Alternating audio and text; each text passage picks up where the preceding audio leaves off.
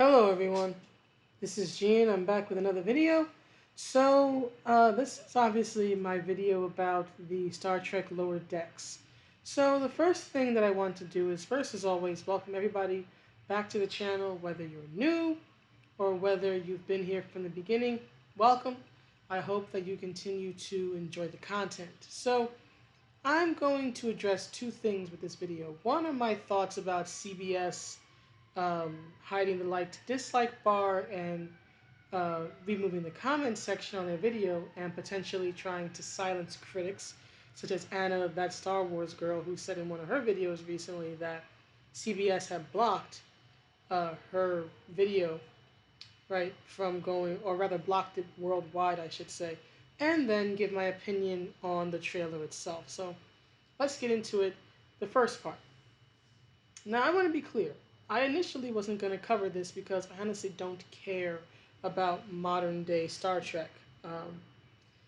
I was interested in Discovery, mainly because of Michelle Yeoh, and then they killed her in a second episode, and I lost interest, and nothing ever came out afterward, even with her return as like an evil Empress type or something, to draw me back, right? And then with Picard, I was interested. I made a very long video about it, about what I was hoping for, and with the exception from what I've heard of about one episode, I should say, where it's the first episode, but everything's sort of like a nostalgia trip. But apparently, from what I've heard, the rest of the show, just pretty much exists to just, debase and degrade Captain Picard. You might be hearing some, sounds like fire trucks or something, because of course, even when I have the windows closed, it's so loud here in the city. Joy.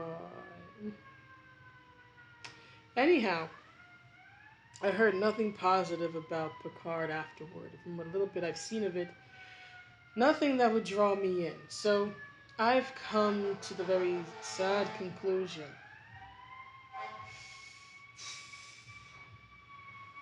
I've come to the very sad conclusion that Star Trek, at least at the moment, is DOA, right? It's dead on arrival.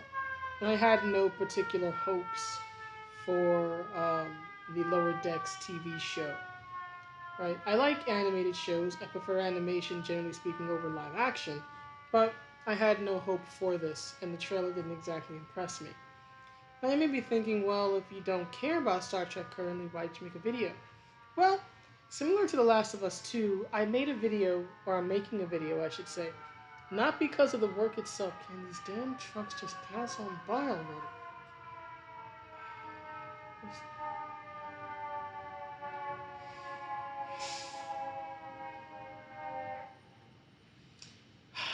Okay, looks like it's silent for a moment. Anyhow, as I was saying, uh, it's less about interest in the work per se for me, and more about how CBS is responding to the criticism that they have received and have not responded well. In fact, right, looking at their video, which I will link to in the description. Lil Dicky. I'm Lil Dicky. Lil Dicky. Call me Dave.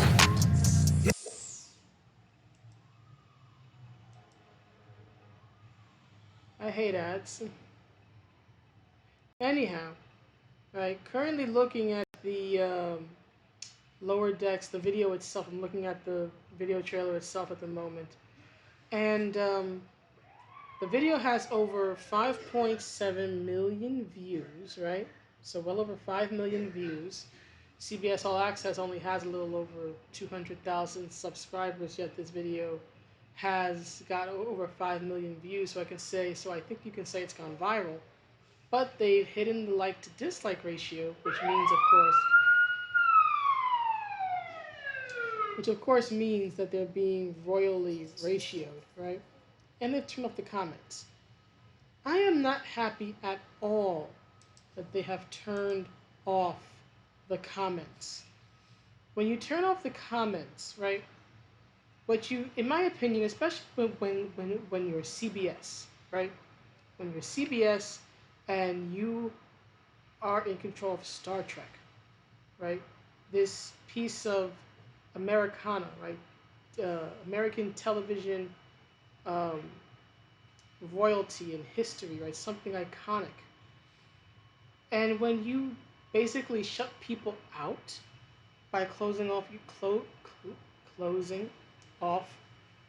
your comment section, it says to me that you don't want to hear the opinions of your potential viewers, right?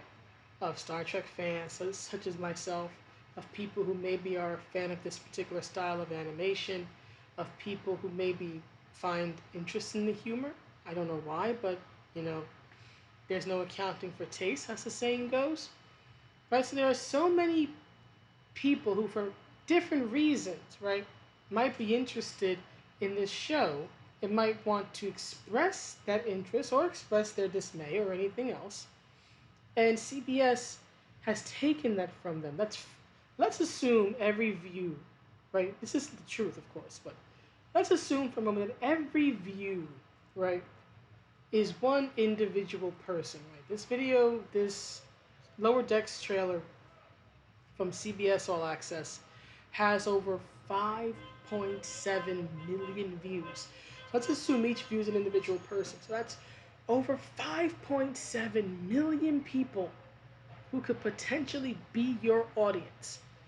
And you are not allowing them the possibility of interacting with you, of communicating with you in any fashion.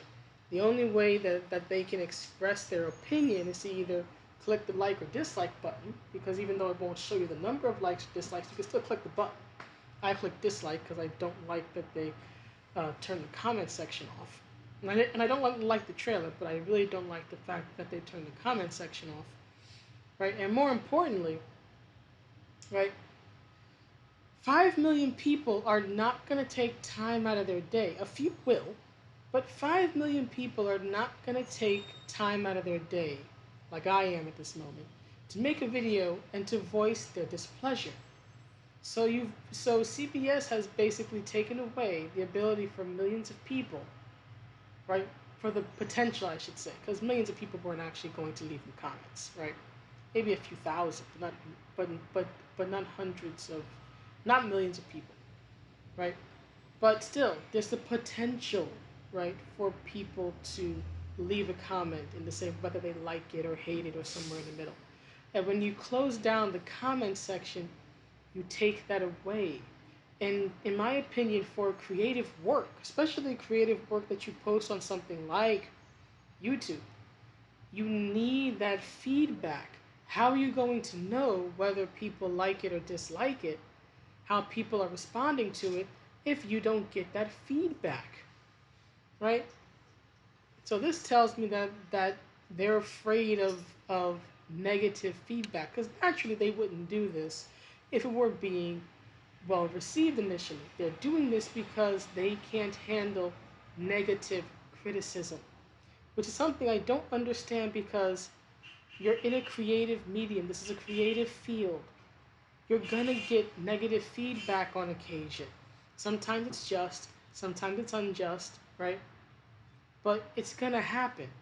If you can't take people giving you negative criticism, then maybe you just shouldn't be on the internet, CBS. If you can't stand people telling you what they think, then maybe you should just shut down your channel, because as the saying goes, you can't take the heat, get out the kitchen, right? So I don't understand that, and I don't agree with them hiding the likes and dislikes, and especially clothing closing. There we go. I always put a th in there like it's clothing. Closing the comment section. That is the part that really ticked me off. Then there's a fact, of course, as animated video about that apparently they or CBS blocked or tried to block her video worldwide. And of course, this is nothing new, but this is like, in my opinion, like a lesser grade version, right?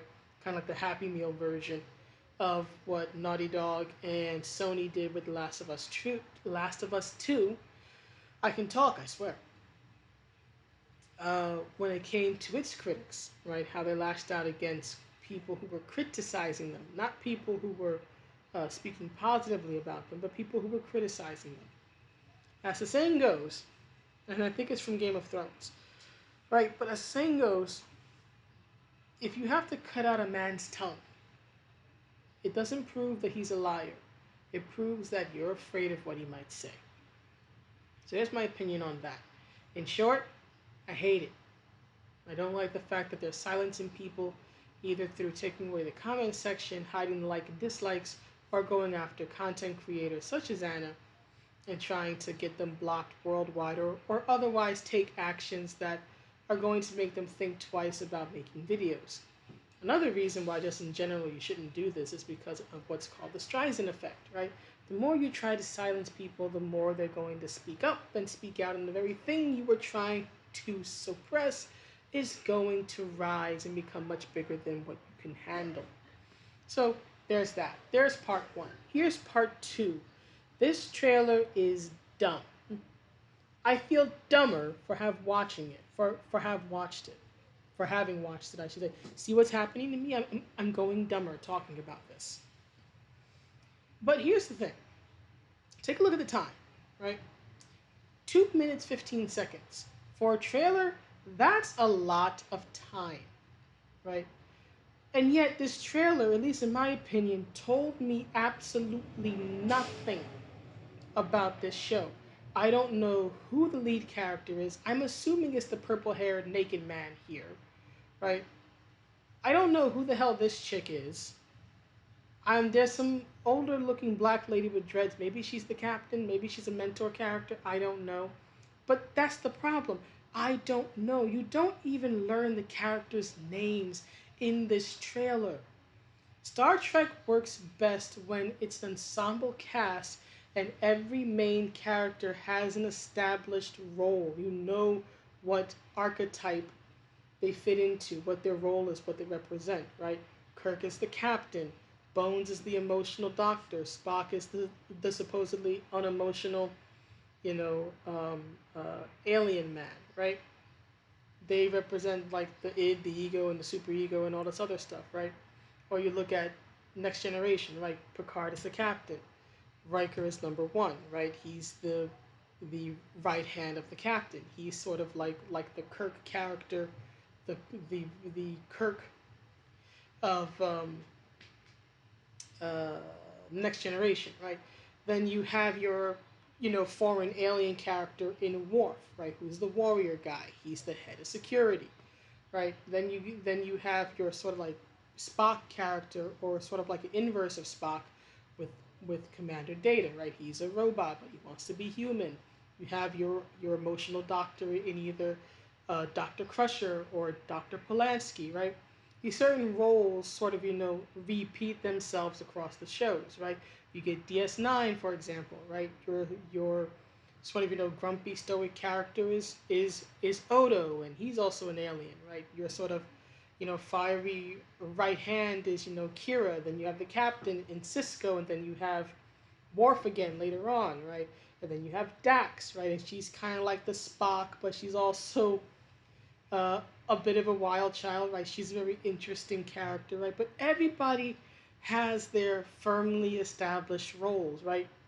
Even down to having a sort of like fiery Scotsman, or an Irishman type character working in the bridge, not in the bridge, working where the engine is, right?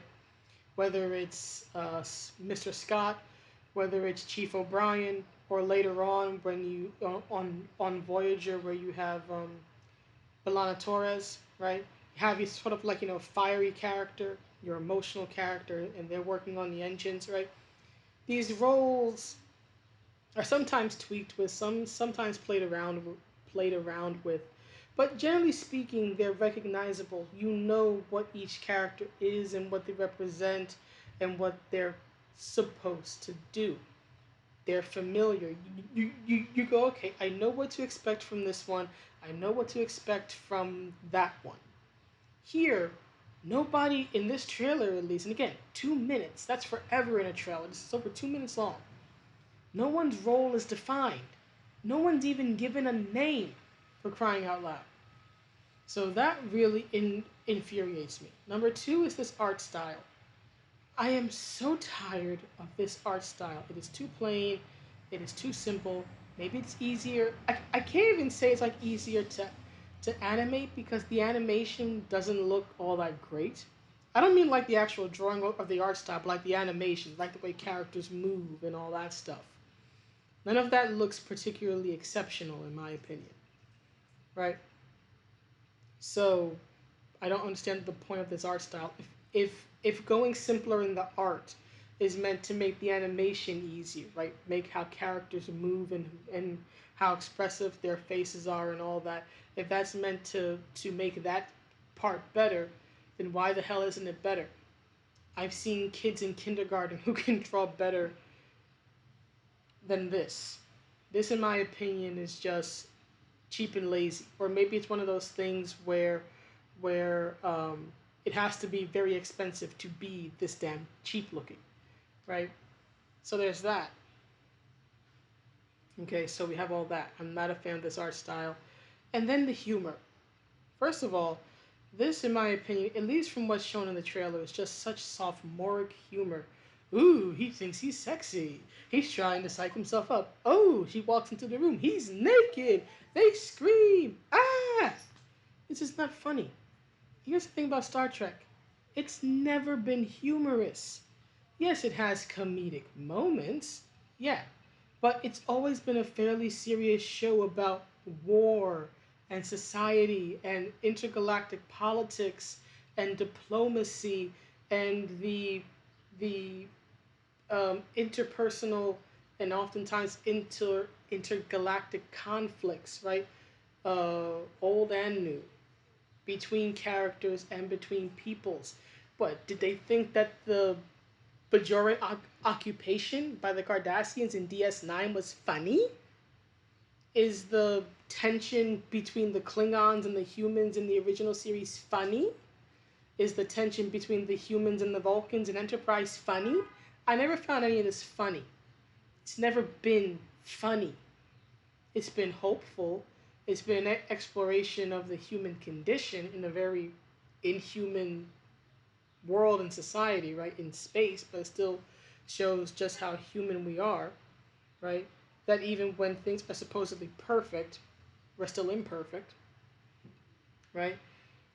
Showing how people from different lands, cultures, ethnicities, genders, literal alien races can come together for a common goal, whether that goal is to explore the universe or to uh, help a people rebuild after war, or whether it's to save the changelings, Odo having to give up effectively his life, especially the life he was making with Kira, or whether it's trying to go home in Voyager, right? It always dealt with these very deep, heavy themes. I mean, for crying out loud, Cisco was worshipped as a god, right?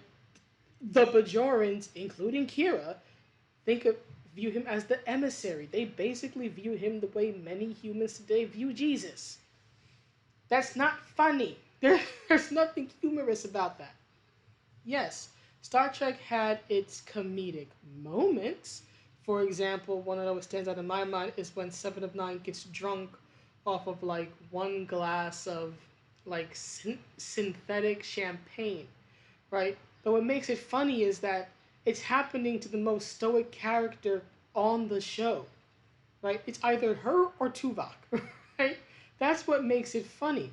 She's so cold and stern and irrational all of the time that to see her in something completely opposite, seeing her totally out of her element and then inebriated off of something that couldn't get a person that could not get a human with a low tolerance for alcohol drunk.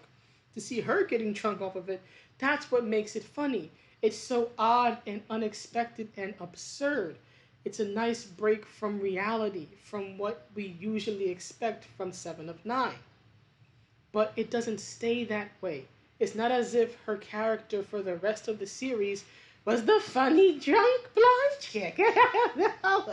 No, she was still serious and cold at least for a time. She slowly grew out of that, but that was a natural progression. That's called character development, right?